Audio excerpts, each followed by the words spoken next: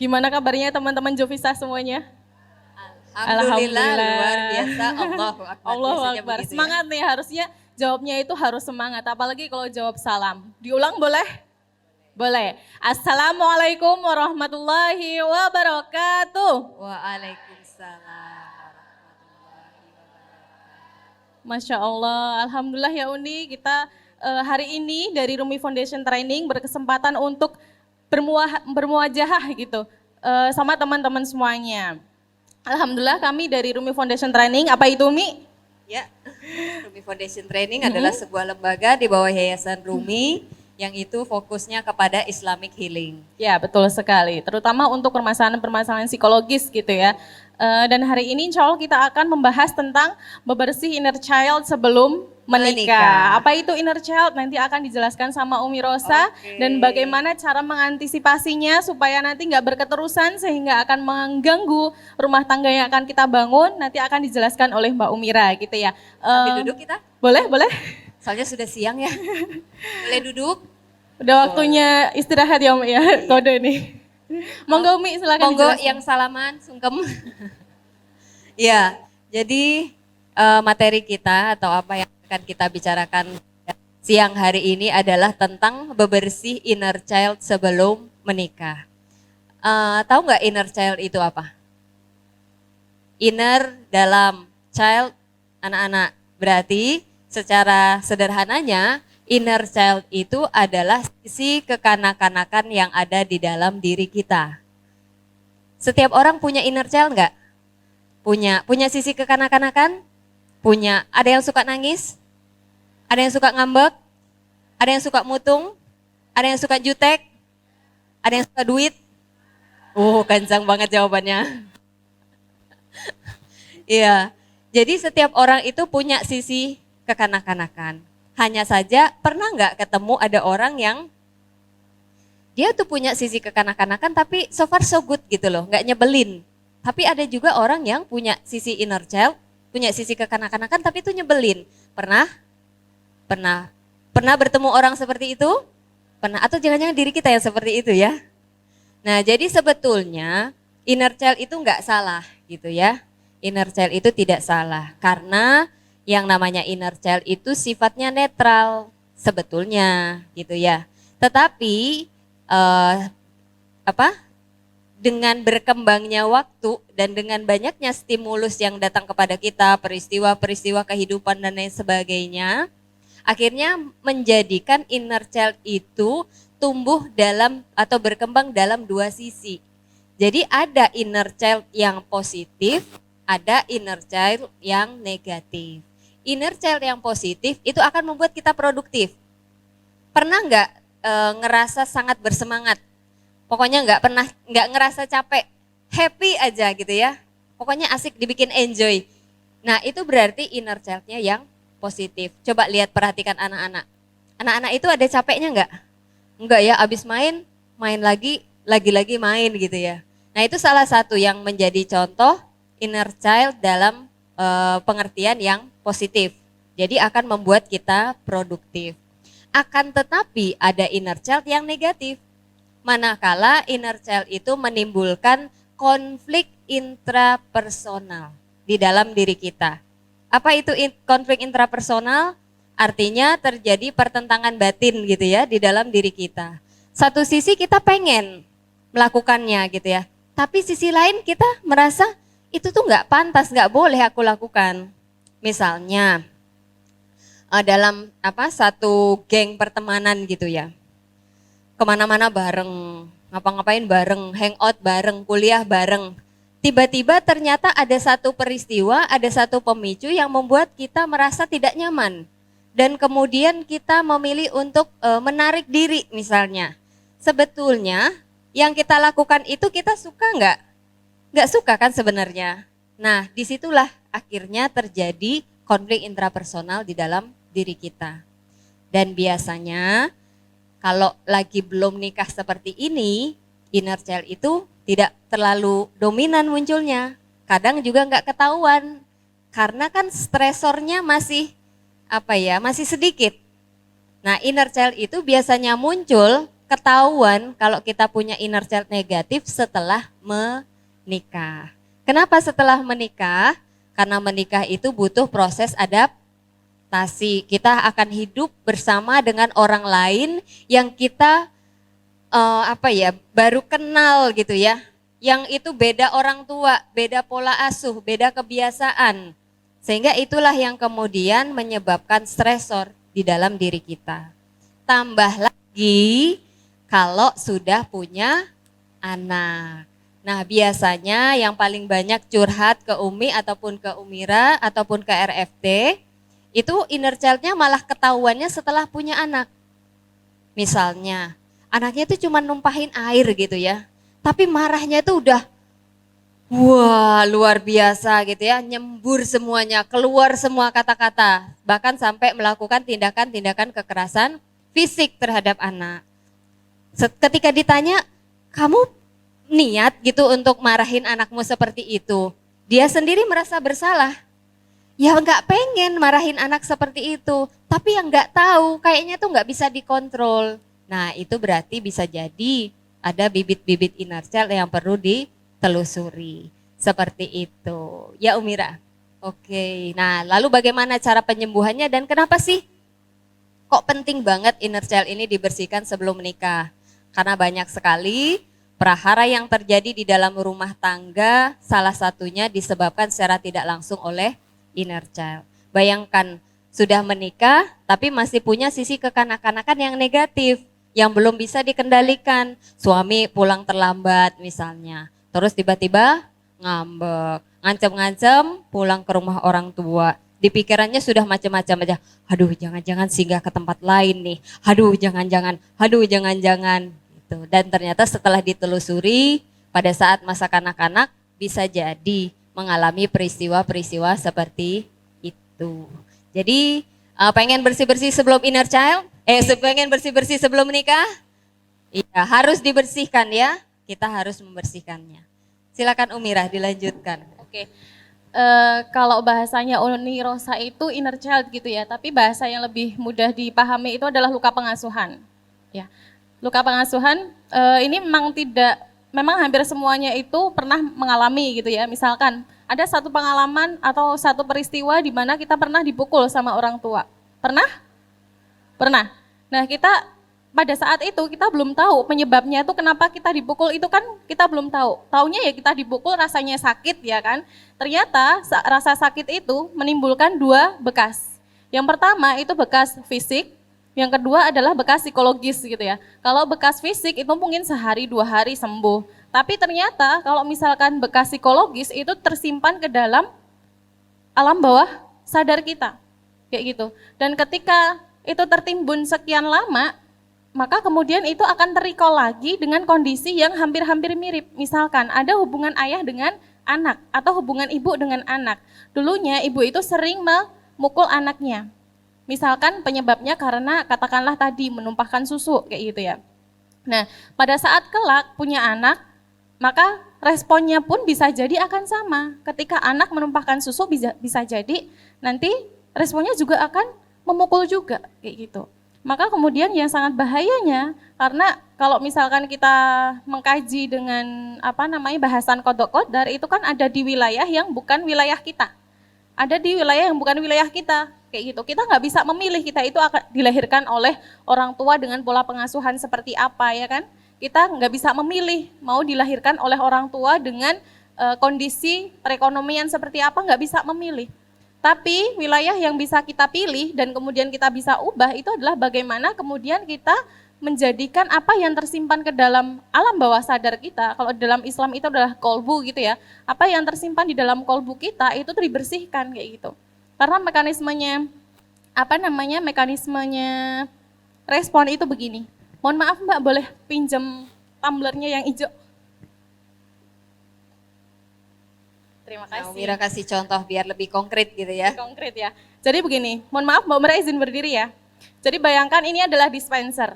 Ya, ini tumbler, tapi bayangin aja dispenser gitu. Nah di dispenser itu dia ada katup masuknya ya kan. Ada katup masuk untuk mengisi air.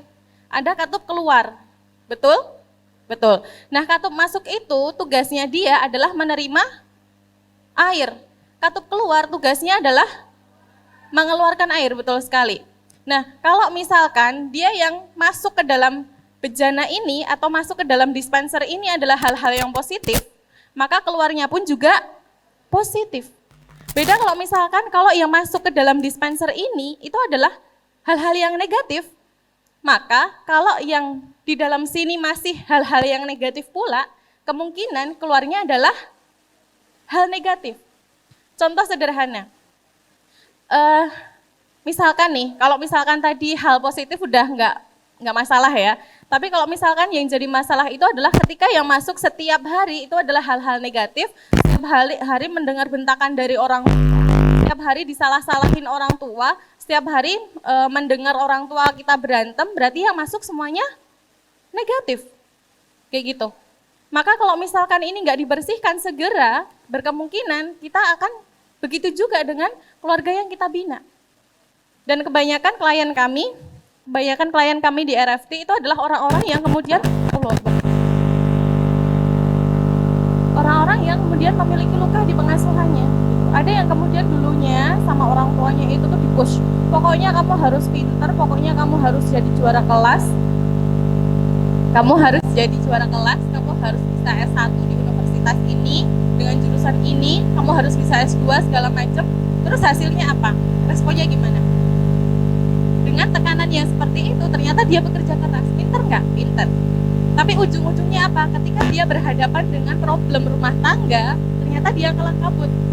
Kenapa? Karena hatinya itu tidak disiapkan untuk menerima problem rumah tangga seperti itu. Nah, jadi tadi kalau misalkan, mana Uni? Belum selesai. Belum selesai tumblernya. Jadi kalau misalkan dispenser ini tadi nggak segera diatasi, dan energi negatif ya, emosi negatif tadi masuk ke dalam dispenser ini, kemudian mengendap di sini selama bertahun-tahun, ternyata di sini kan ada katup keluar tuh, ya nggak? Nah katup keluar itu ternyata di katup keluarnya itu ada sumbatan-sumbatan, ada sumbatan-sumbatan emosi. Jadi kemarin kami sempat membahas, ternyata sumbatan-sumbatan emosi itu membuat seseorang itu merespon segala sesuatunya dengan negatif. Jadi seolah-olah kemudian kita itu sudah tahu ilmunya, tapi kok rasanya mengamalkan ilmu itu susah sekali. Misalkan nih ada orang curhat, Mbak Mira aku tuh habis ini loh sama ini, aku tuh habis kasus itu, ya udah kamu itu berarti harus sabar aja. Sabar gimana? Aku tuh udah sabar. Nah itu adalah respon yang negatif. Kenapa begitu? Seolah dia sudah tahu ilmunya, tapi ternyata nggak bisa mengaplikasikannya. Dia sudah tahu ilmunya, tapi ternyata ilmu itu tidak berdampak apapun di dalam kehidupan dia. Kenapa? Karena ada sumbatan-sumbatan emosi itu tadi. Nah, sumbatan emosi inilah yang kemudian harus kita bersihkan, harus kita hilangkan begitu, supaya kemudian emosinya itu bisa keluar, emosi negatifnya itu bisa keluar, kemudian tergantikan dengan emosi-emosi positif begitu. Nah, kemudian cara untuk membersihkannya gimana? Pada dasarnya di RFT kami ada 2 program. Yang pertama adalah program konseling offline dengan training online. Konseling offline ini sama ini ya, seminar online ya. Ada konseling online, seminar online, kemudian training offline kayak gitu. Seminar online biasanya kami menangani untuk pasca menikah. Misalkan kemarin habis mengadakan seminar online tentang adaptasi psikologis ibu hamil gitu ya. Biasanya kalau misalkan orang-orang tuh habis melahirkan itu kan adaptasinya susah. Karena apa? Yang tadinya itu nggak ada beban untuk ngasuh anak ya kan, nggak ada beban untuk ngurusin anak, tiba-tiba ada bayi. Jam 2 harus begadang terus gitu ya. Iya, jam 2 malam harus begadang kayak gitu. Nggak bisa perawatan gitu ya, nggak bisa me time.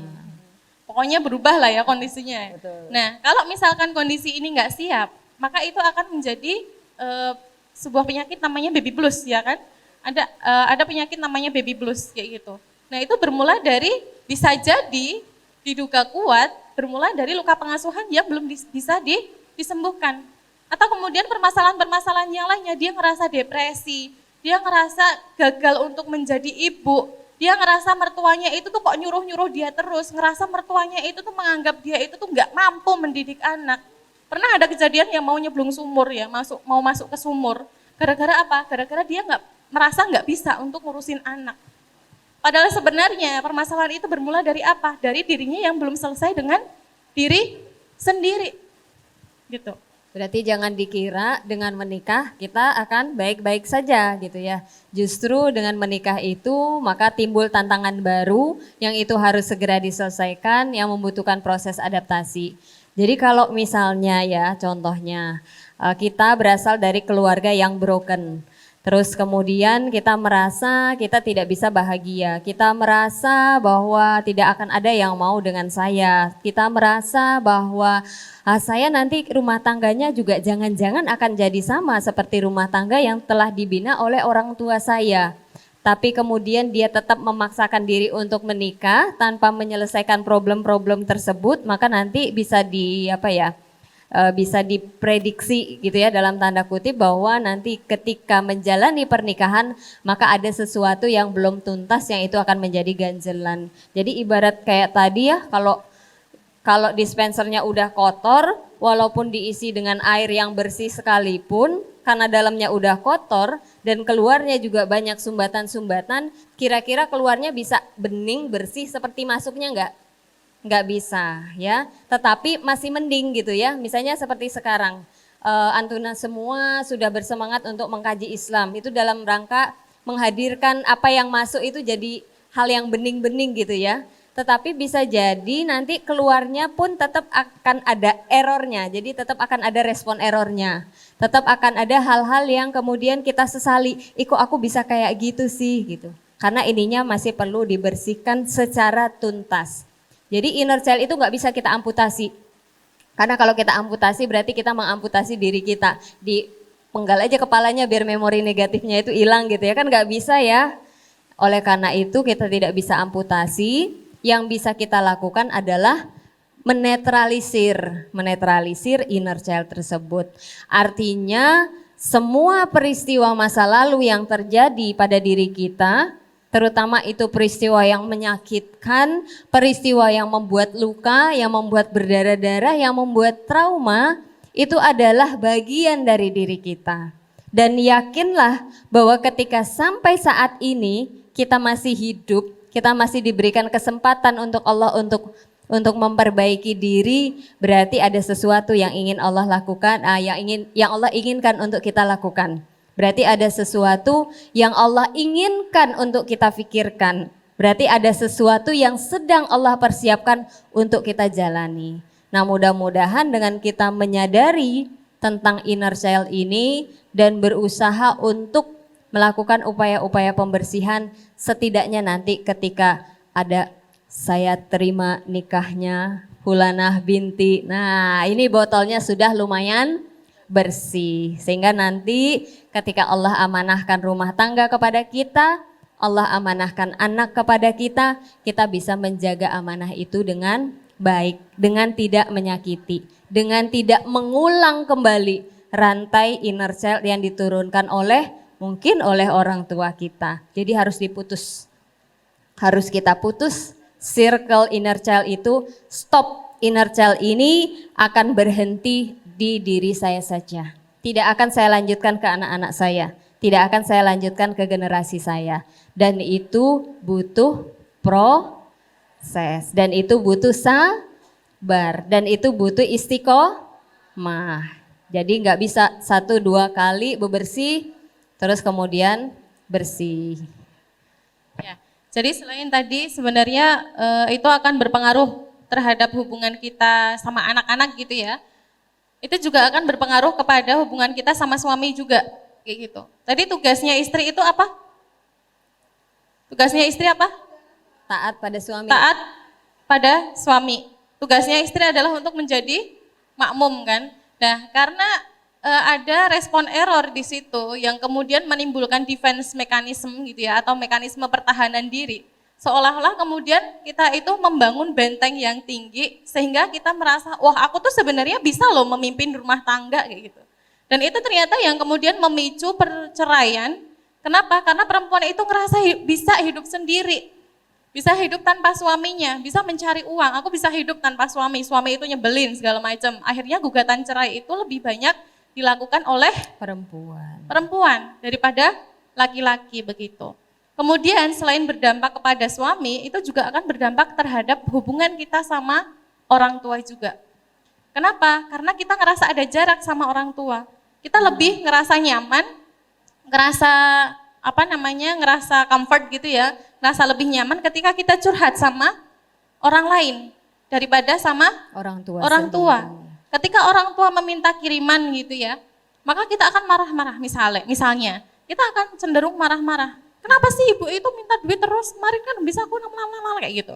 Tapi giliran ada kontak Orang lain. infak, orang lain yang minta kayak gitu atau minta dipinjemin, kasihlah kayak gitu. Jadi seolah-olah kemudian ketika nanti sudah berumah tangga, rumah itu tuh seperti monster. Ini pernah ada kasus kayak gitu ya? Iya. Rumah itu seperti monster, tapi ternyata dengan tetangga sekitar atau dengan saudara-saudara lain yang di luar orang di rumah itu tuh kayak Hello Kitty, kamu cantik sekali gitu. Tapi ternyata ketika di dalam rumah, apa kamu? Jadi beda luar sama dalam. Jadi kalau di luar gitu, Assalamualaikum. Tapi kalau dalam, apa gitu ya. Betul sekali, di rumah tuh kayak polisi gitu ya. Tapi kayak kalau di luar kayak Hello Bidadari, Kitty. Hello Kitty. Gitu. Nah terus kita ke penanganannya ya Uni ya. Ya, ada pertanyaan, silakan. Pertanyaannya dalam iya. bentuk tertulis. Oh, langsung. Langsung Oke, aja pertanyaan. Silakan. Oke, boleh. Ya, satu pertanyaan dulu, Mbak yang di tengah yang ya silakan berdiri. Ya, tatap mata Umi, iya dirimu sayang. Itu. Nah, oke. Oke, silakan. Assalamualaikum warahmatullahi wabarakatuh. Waalaikumsalam warahmatullahi wabarakatuh.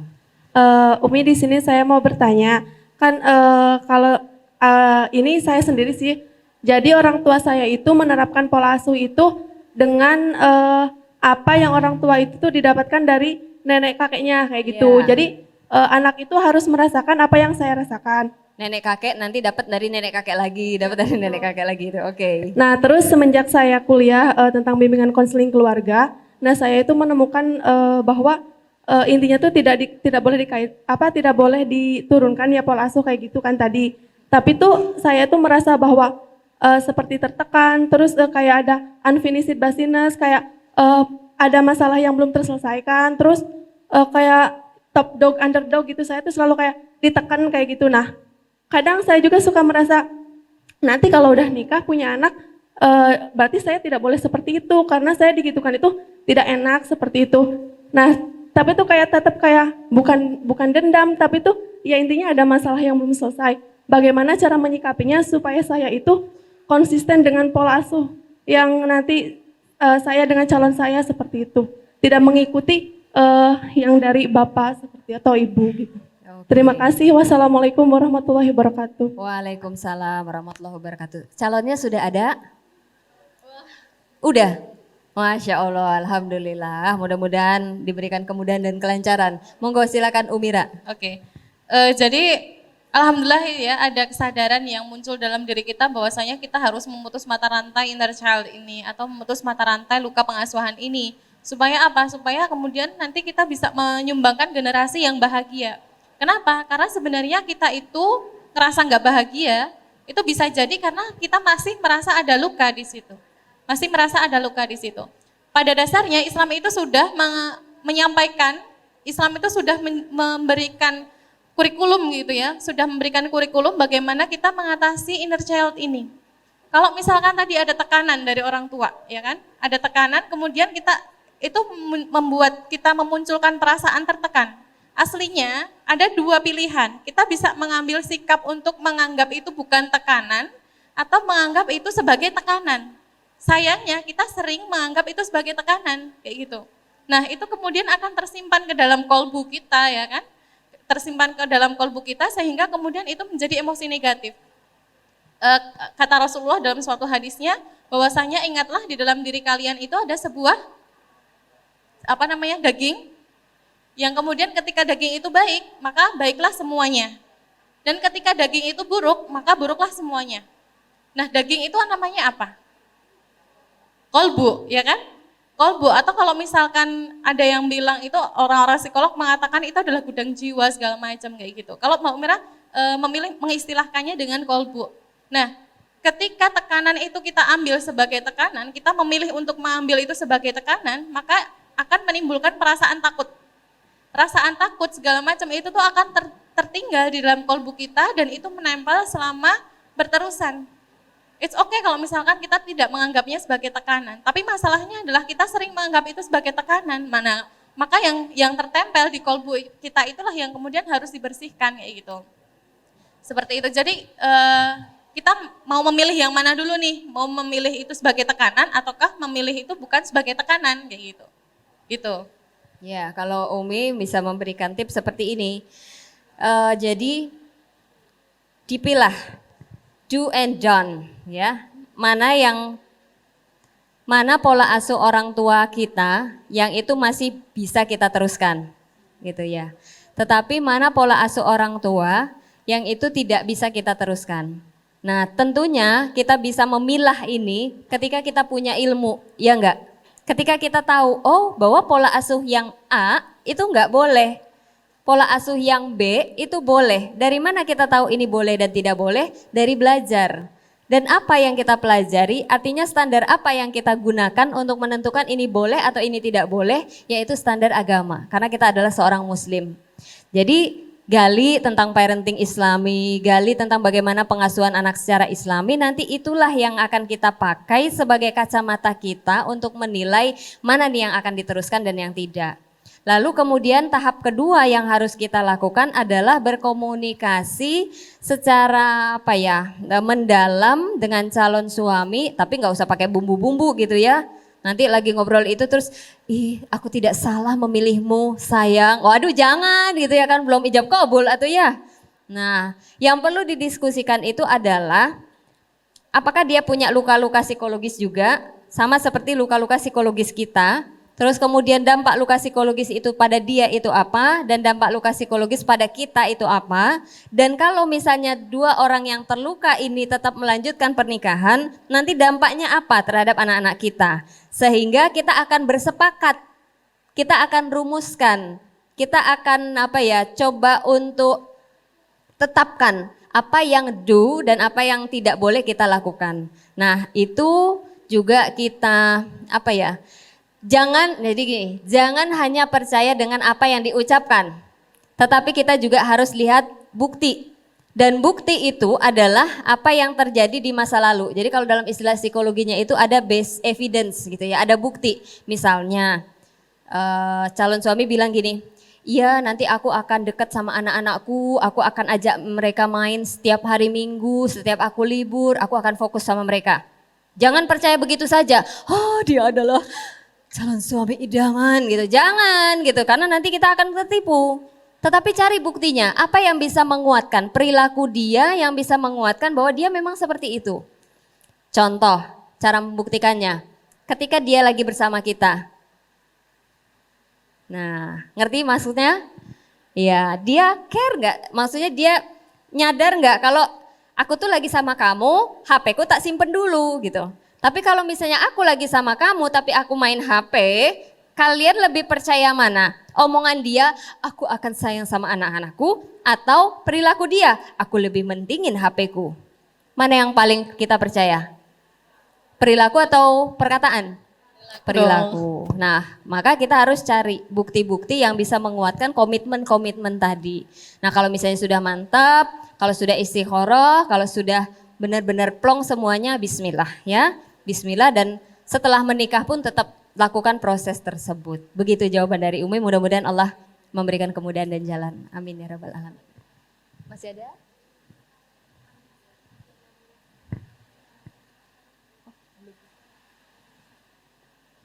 Satu lagi. Oke, satu lagi pertanyaan. Satu lagi pertanyaan. Yang pojok.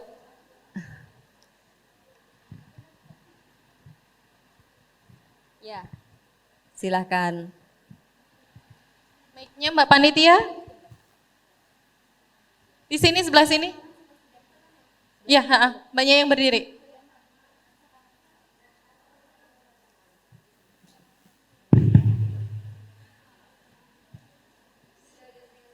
Oke. Bismillahirrahmanirrahim. Assalamualaikum warahmatullahi wabarakatuh. Waalaikumsalam Warahmatullahi wabarakatuh. Saya mau bertanya tentang inner child sebelum menikah. Nah ini kebetulan kejadiannya tuh sesudah menikah. Jadi saya punya saudara yang mengalami yang seperti yang diceritakan Mbak tadi.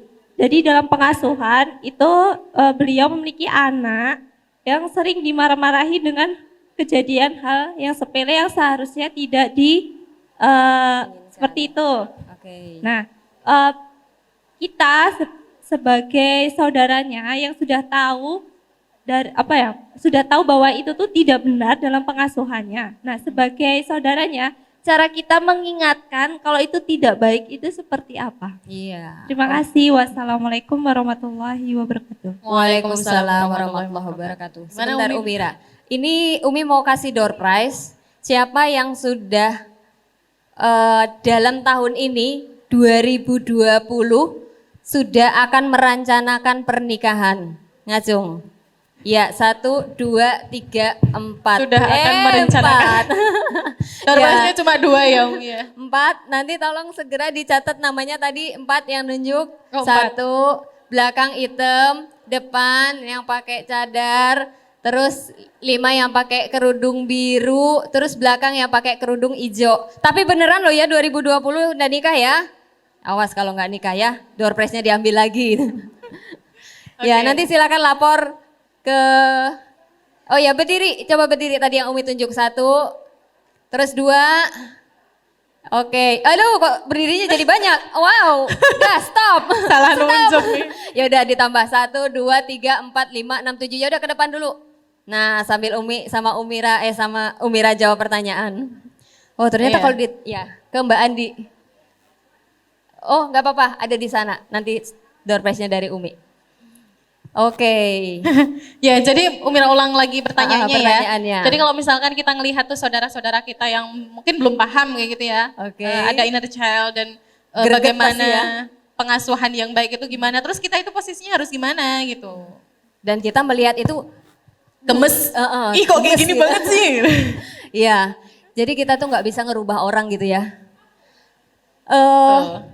Orang itu bisa berubah tidak? Bisa, ya bisa. Seseorang itu insya Allah pasti bisa berubah. Tergantung dari apa? Dia mau atau tidak, ya enggak? Iya. Lalu ketika kita menyadari bahwa orang itu bisa berubah, tetapi dia bisa berubah atau tidak, itu tergantung dari kemauan dia. Oleh karena itu, ketika kita melihat ada sesuatu yang tidak berkenan, maka kita harus pastikan dulu, dia nyadar nggak bahwa apa yang dia lakukan itu salah. Jangan-jangan dia menganggap itu adalah hal yang biasa. Ya terserah aku dong, ini anakku, mau tak jewer, mau tak tempeleng, mau tak marah-marahin. Emang kamu yang ngelahirin anak ini? Anaknya aja nggak apa-apa, habis dimarahin dia cengengesan lagi, minta permen, minta jajan. Kok kamu yang rese sih? Ih, rese deh kamu jadi tetangga, jadi saudara. Berarti kan dia tidak mau. Ya, nah kalau kita berhadapan dengan orang yang tidak mau, berarti dia merasa apa yang dia lakukan itu tidak salah, berarti kita jangan dulu buru-buru ingin merubah. Tetapi yang harus kita lakukan adalah pancing agar dia punya kemauan. Bagaimana caranya biar dia bisa terpancing agar dia punya kemauan, bangkitkan rasa sayangnya terhadap anaknya. Barangkali ada hal yang kemudian menjadi sumbatan bagi dia untuk menyayangi anaknya. Jadi step by step. Jangan dulu loncat ke Z tapi kita belum melakukan proses A, B, C, D. Dan doakan dia ya, mudah-mudahan hatinya terbuka, dia menyadari bahwa apa yang dia lakukan itu salah. Jadi pahami dulu orangnya. Begitu jawaban dari Tambahan Umi. ya Umi ya. Oke.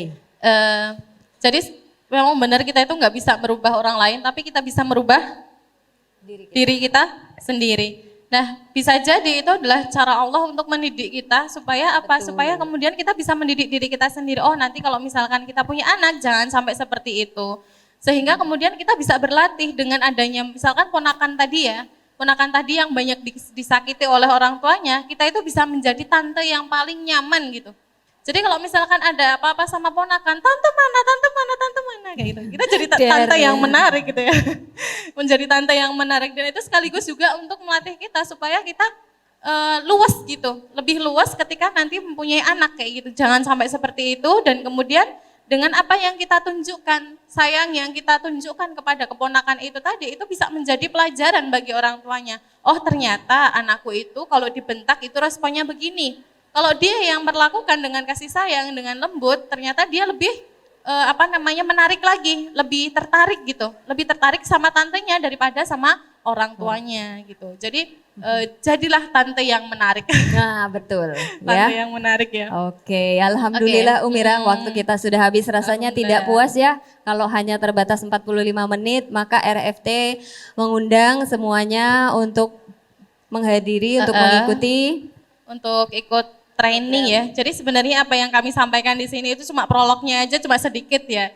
Jadi sebenarnya kami masih pengen memberikan tips triknya gitu ya, bagaimana cara kita supaya bisa membersihkan sumbatan-sumbatan emosi itu tadi. Tapi ternyata itu waktu kami di sini sangat terbatas, dan insya Allah tanggal 29 Maret RFT akan mengadakan training offline di Raja Resto ya. Ya, Raja Silakan nanti Resto. dicari di Google Ini Map-nya. Raja Resto, tinggal ke kanan aja ke sana. Bagi teman-teman yang berminat dan booking seat, silahkan. RFT ada stand di depannya sama Mbak Sisil atau sama Mbak Asti gitu. Silakan daftar, insya Allah fee-nya nggak terlalu banyak ya. Berapa Umi? Kita sesuaikan dengan kasnya mahasiswi gitu ya. Kemarin berapa ya? Oh iya. Coba nanti tanya sama Tanya Mbak ke Mbak Sisil. Sisil aja. Gitu. Oke, mudah-mudahan semuanya menjadi lebih baik. Mudah-mudahan habis dapat materi ini semuanya mendapatkan insight bahwa kita harus senantiasa bersih. Rumah yang jarang dibersihkan itu akan kotor, akan berdebu, akan banyak sarang laba-laba, dan kita tidak akan nyaman berada di dalamnya. Oleh karena itu jangan pernah bosan-bosan untuk bebersih, terutama bebersih inner child. Demikian dari Umi Rosa dan Umira. Assalamualaikum Warahmatullahi wabarakatuh.